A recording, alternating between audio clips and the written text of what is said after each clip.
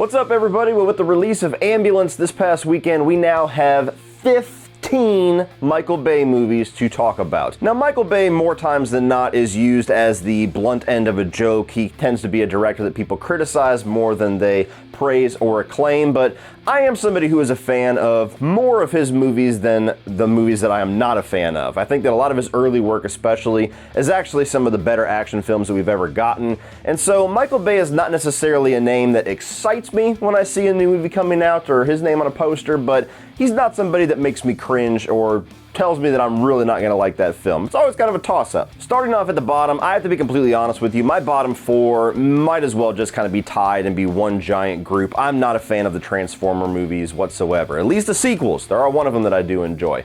I have not watched these movies more than one time. It's been years since I've watched any of them, so the details on the differentiation between all of these, admittedly, I'm very skewed on, so I'm just, to the best of my memory, going to put these in order, but they are all my least favorite of his films. Number 15 is going to be Transformers: The Last Knight. I, as well as the rest of the world, was already exhausted with this franchise at this point. There was a lot of reports that they had gotten a whole writer's room together. They got a whole bunch of people from TV, a bunch of acclaimed writers to come together and give us a new direction for this franchise, and what we got was just more overblown, bloated, self-indulgent, ridiculous Transformers stuff.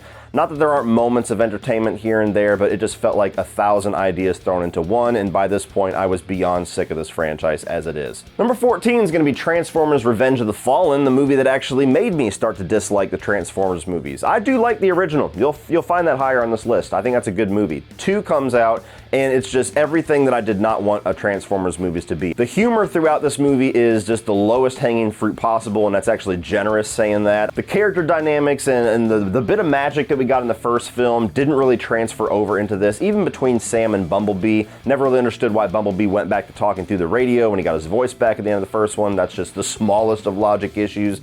You get a lot of really just odd choices here. Odd choices that are trying to go for laughs, that are trying to appeal to 4-year-olds and frat boys, and it just kind of ruined the entire concept for me. Number 13, Transformers: Age of Extinction. Had a little bit of hope for this one. Thought that the whole concept of robo-dinosaurs sounded cool. Who didn't want to see that? It's barely in the movie. You get a whole new cast here led by Mark Wahlberg. Thought that maybe that might breathe some new life into this franchise, but it was at this point where these movies especially just started to go on forever. They feel like 9 hours long. And number 12, Transformers: Dark of the Moon. Certainly a bit of a step up from Revenge of the Fallen. You get a new co-lead with Shia LaBeouf, a new girlfriend, a few changed up dynamics as far as the story and the lunar landing, and trying to do more things to ground the Transformers within our own history, but it's still just a Transformers movie. I don't like these movies, guys. Just basically take the same criticism I said of the other movies and apply it here. It pretty much applies. Now moving on to the other movies besides the Transformers sequels. Now really quick before I continue on, I will say that I have done a lot of these director rankings, so if you enjoyed this video, here's a playlist link up here, or you can go after the video and find the playlist on the main page of my YouTube channel.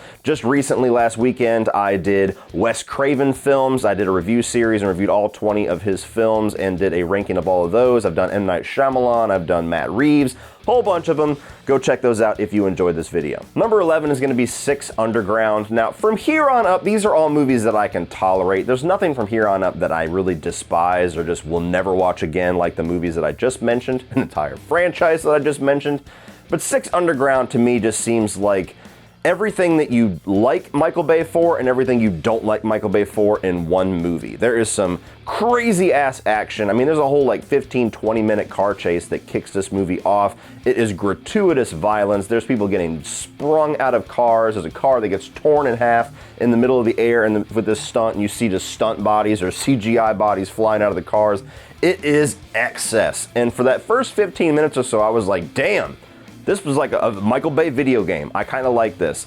Then you start to slow down and actually get into the plot and the characters of this movie, when that's where everything falls apart. If you just want to see shit explode and shit crash into each other and a bunch of stunts between skyscrapers and a bunch of car chases and things just going bananas on screen, if you want your visual senses to be heightened, this is a movie that can deliver that. If you want anything else with that, aside from some pretty decent Ryan Reynolds humor, and who doesn't love that, Not really anything else in this movie to talk about. Number 10 is going to be Pearl Harbor. Now, this is a movie I liked more as a kid. As an adult, I start to see why it's the blunt end of a joke a lot of the time. You had Titanic become the most successful movie at the time. You had films like Saving Private Ryan come out to a bunch of acclaim with Steven Spielberg, and so Michael Bay wanted to take both of those concepts and kind of mash them together, tell a real-world story of the bombings of Pearl Harbor and how the U.S. entered into World War II, but let's wrap a love story around it. And it kind of becomes a movie of two halves. You have the love triangle between Ben Affleck, Josh Hartnett, and Kate Beckinsale, and then you have Pearl Harbor and World War II stuff. Now, the real-world stuff, the action with the planes and the actual historic representation on screen is actually pretty good. It's very exciting, despite the fact that it's tragic. It's exciting to watch. It's certainly something that entertains you and is a visual feast like most Michael Bay movies are, and certainly gets into the tragedy of a lot of those things with a lot of the side characters you get to learn about. You have kind of like the nerdy pilot that falls in love with the really pretty girl, and I believe Jamie King was the actress that played her, and then she becomes one of the people that dies in Pearl Harbor, so he has to paint her name across his plane, and little subtle things like that add to the tragedy of it.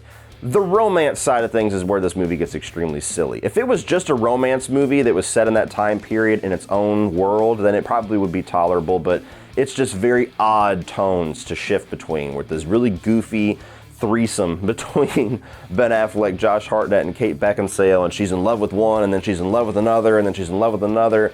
And then you get into the real-world tragedy of Pearl Harbor. So it's very easy to understand why some people think that this is kind of disrespectful, I guess, in a word, to the actual tragedy that was the bombings of Pearl Harbor. Number 9 for me is going to be Ambulance. Now, I know that I'm in the minority on this one. I've seen and heard from very few people that did not care for this movie, but in all honesty, this one just wasn't for me. I wanted it to be. I walked in expecting mostly what this movie was going to be, but just for some reason, I didn't click with it. It wasn't on my wavelength. I think that Jake Gyllenhaal is great. He does everything that he can to make this a really good flick, even though his character is written very up in the air and is just constantly changing what they want you to feel about this guy, and there's a lot of huge logic gaps that you have to kind of run and jump across to go along with the ride of this film, and it just asked me to do that way too often and way too many times throughout the runtime. This thing was just absolutely stupid to me. I think that it's shot very well. I think that some of the action and some of the car chases are certainly exciting,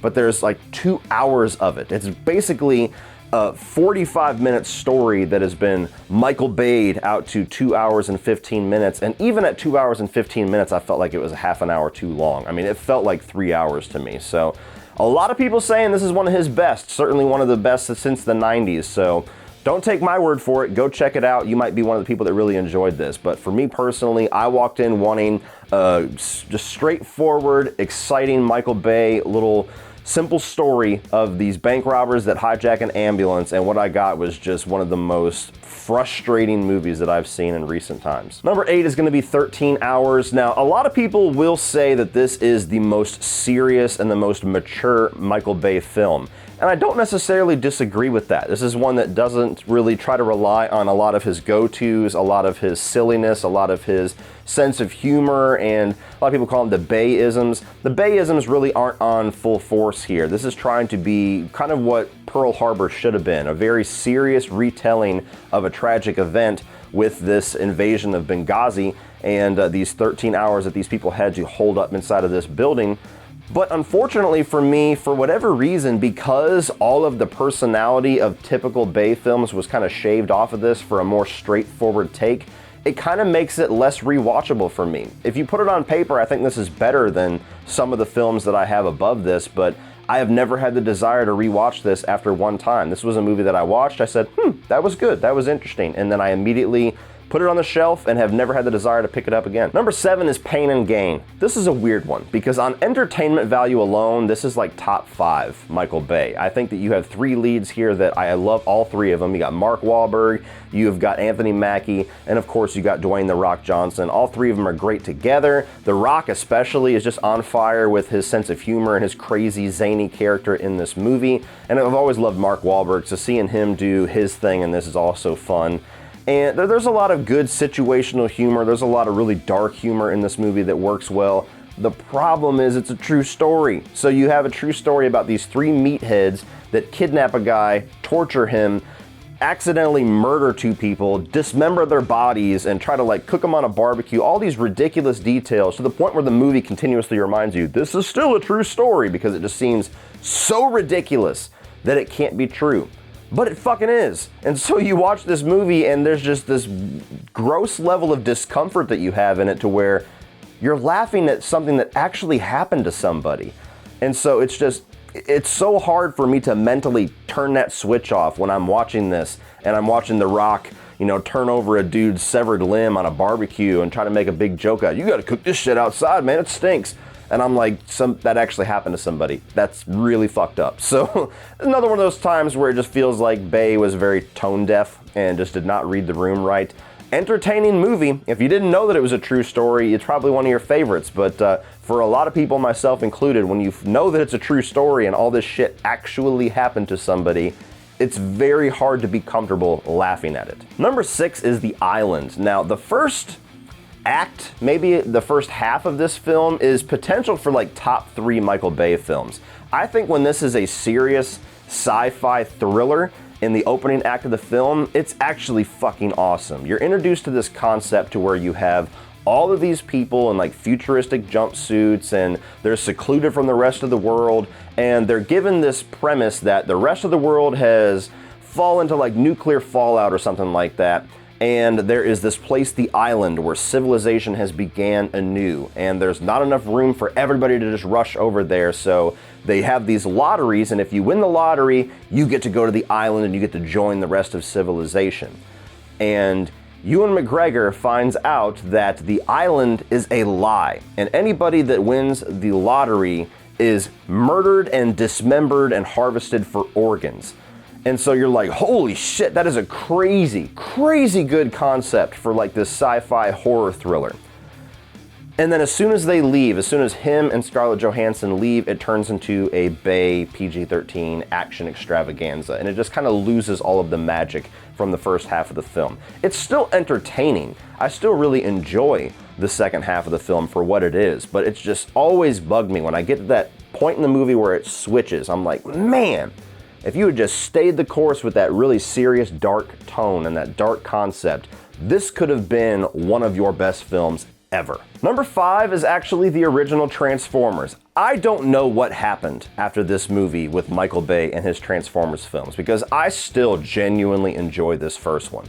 I think at the time especially, and it still holds up pretty well, the special effects were great. The action was really exciting, but it had this really nice, like almost Amblin entertainment tone to it, where you have Sam Witwicky, the character played by Shia LaBeouf, and this is early on in his career when we all still loved him, and most of the world didn't think that he was a nutball. And he's kind of this nerdy guy that has a crush on the hottest chick in school. It was the first time we were introduced to what's her face, Megan Fox, and then he is introduced to Bumblebee as this car, and that kind of becomes like the E.T. of the movie. And so that relationship between Sam and Bumblebee is kind of the heartbeat of the film, and all the Transformers stuff that starts to happen in the second and third act kind of just reinforces all of that. So it's a film that to me had a really good heart to it, and it had a really good story and good characters, and the bit of humor that we did get here, most of it succeeds. There's still some moments where it's that Michael Bay kind of frat boy juvenile humor, but for the most part, that's toned down for very good situational comedy. And so I really don't know. I don't know what happened between this movie that I genuinely enjoy, that I'm saying is top 5 of this guy, and then you have the rest of the sequels that I all thought were pretty much trash. And so, I don't know. I can't explain it, but I do still really enjoy this first film. Number 4 is going to be Armageddon. Yes, the concept makes absolutely no sense. As Ben Affleck famously said in the movie's commentary, how are you going to explain to me that it is easier and more plausible to teach oil drillers how to be astronauts than it would be to teach astronauts how to be oil drillers? I hear you, Ben. We all hear you. But once you get past that initial stupidity of the logic of the entire concept, This movie is absolutely a blast to watch. I mean, the cast is basically an ensemble here. All of the character interactions, all of the dialogue, all of the humor is some of the best that Bay has ever given us, honestly. You got Bruce Willis at the near the heights of his career. You got Ben Affleck very early on, where he was very popular before he had to take that little fall and come back as a director. A bunch of other character actors that we all love to see. And it's just a very fun concept. The world is ending. We got to send these ragtag group of Americans to go off into space and try to drill through this asteroid. It's just a fun movie. It's dumb, but it is fun dumb. Coming in at number 3 is Bad Boys 2. Now, Bad Boys 2 is a lot of people's favorite of the Bad Boys films, and I kind of understand why, because it is just absolutely insane. It is the most ridiculously huge budget, over-the-top, explosion-filled buddy cop movie you've ever seen in your life, and I totally get why that is top-tier Bay or top-tier Bad Boys for most people. It's actually my least favorite of the Bad Boys films, though, despite how much that I like it. I think it's a bit too much. It goes a bit too far with the silliness, especially the characters, to where they never seem to be taking the situation seriously. Getting that pretty much soul negative out of the way, this is an awesome movie. You got Will Smith, and then you got Martin Lawrence at the top of their heights, and their chemistry with each other is on fire. The humor is on fire. So many ridiculous action sequences all throughout this film. I mean, there's like 35 of them. And it's a very simple story. You got a couple of drug agents that are trying to take out, the ecstasy dealer. And that's it. When you boil it down, the whole movie, that's basically the whole concept. And the fucking heights that this story goes to, with the car chases and the explosions and the cars getting tossed off of the car carrier on the freeway, and riding the Hummer all the way down into through the Cuban village. It's a movie that just never ever hits the brakes, and it's still just one of the more fun action movies to watch. It's ridiculous. It is absolutely over the top in every sense of that phrase. But if you love these characters, like a lot of us do, it is so much fun. Number 2 is going to be Bad Boys. In a lot of ways, this is like the most tame, I guess, of the Michael Bay films. You watch this and you're like, wow, it'd be really good for a directorial debut, by the way, but as you look at this and then you watch something like Bad Boys 2 and it's just like, holy fuck, how did we get from here to there?